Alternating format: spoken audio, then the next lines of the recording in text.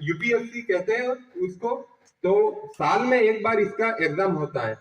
Qualification क्या है इसकी? क्वालिफिकेशन है, अगर आप आर्ट्स को छोड़कर, जो अपन सामाजिक विज्ञान ये पढ़ते हैं उसको छोड़कर, साइंस है, मैथ्स है, इसके अलावा कोई भी सब्जेक्ट अगर आप है, ग्रेजुएशन किया हुआ है, तो आप इसके लिए एग्जाम दे सकते हैं। इसका जो फर्स्ट एग्जाम होता है वो प्री होता है। वो प्री जो होता है वो आईएएस, आईपीएस और आईएफएस, वन विभाग में जो आईएफएस होता है उसको आईएफओएस कहता है, और एक आईएफएस सर्विस दूसरी होती है जो इंडियन फॉरेन सर्विस होती है। उनका जो प्री एग्जाम होता है वो सेम होता है, एक ही एग्जाम होता है, और उनके 15 गुना पोस्ट अकॉर्डिंग कैंडिडेट को पास किया जाता है। इसके बाद उनका मेंस एग्जाम होता है। मेंस एग्जाम जो होता है उसमें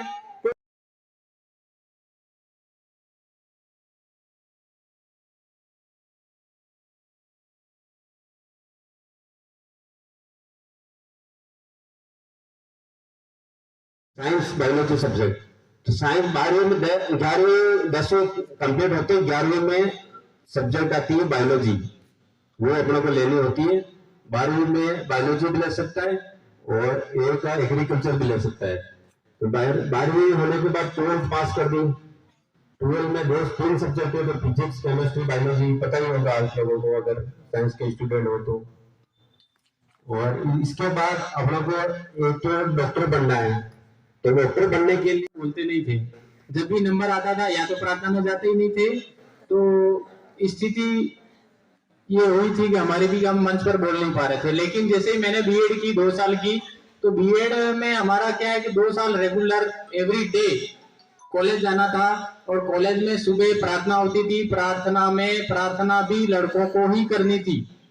प्रार्थना के बाद में योग होता था, पीटी होती थी, है ना, जैसे आज करवाई थी अपने प्रार्थना में, तो पीटी होती थी। इसके बाद में प्रार्थना सारे कार्यक्रम, प्रश्न उत्तर होते थे, समाचार पढ़ना था, प्रार्थना, राष्ट्रगान, राष्ट्रगीत, वंदे मातरम, ये प्रतिज्ञा, सारी चीजें हम जैसे यहाँ करते हैं उससे ज्यादा करते थे।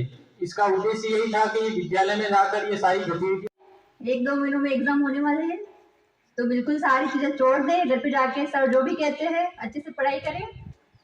और मैं मेरा बताती हूँ, तो जैसे कि मैं अभी 6-7 महीनों से एज ए वीडियो यहाँ पे पोस्टर हूँ, और मैंने मैथ्स में पीजी कर रखा है।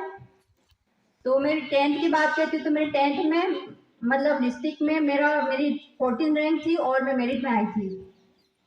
और आपके जैसे बिल्कुल गवर्नमेंट स्कूल से पढ़ी, कोई कोचिंग नहीं, कुछ भी नहीं, बिल्कुल नॉर्मल घर पे पढ़ाई की थी। तो मतलब आप है ना, अगर अच्छे से पढ़ोगे तो मतलब आगे बहुत सारी फैसिलिटी मिलेगी। आपके पेरेंट्स को पैसे भी खर्च नहीं करने पड़ेंगे किसी भी चीज़ के लिए। आप बिल्कुल अपने पैरों पे खड़े होकर आगे तक की पढ़ाई कर सकोगे। तो बिल्कुल आज से जाके ठान ले कि सर जो भी कहते हैं वो पढ़ना है। पॉसिबल नहीं है, क्योंकि आपके जो विषय है वो डॉक्टर के लिए आपको अलाउ नहीं करेंगे, आप उसके लिए क्वालिफाई नहीं है। तो सबसे पहला तो हमारा चयन होता है 10वीं पास करने के बाद हम कौन सा विषय लें। तो सबसे पहले बच्चे हैं वो उसी उधेड़ बुन में रहेंगे।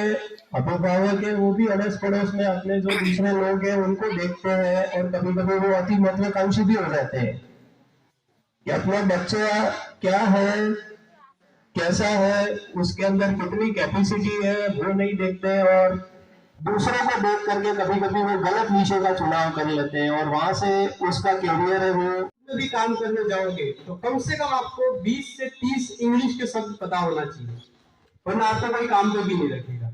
अब बात आती है कि एक अध्यापक बनने के लिए आपको क्या करना है। सबसे जरूरी चीज है, जैसा कि सबने बताया कि आपको जो है वो अलग अलग विभागों में अलग अलग स्टेप होती है कि ये करने के बाद आपको ये करना है, ये करना है, उसके बाद जो है वो सफलता के रास्ते जो खुल जाते हैं। लेकिन सबसे ज्यादा जरूरी होती है आपकी नियमितता। सबसे ज्यादा पहली स्टेप यही होती है कि आपको किसी भी कार्य में नियमित रहना है। विद्यालय आते हो तो कुछ बच्चे जो होते हैं वो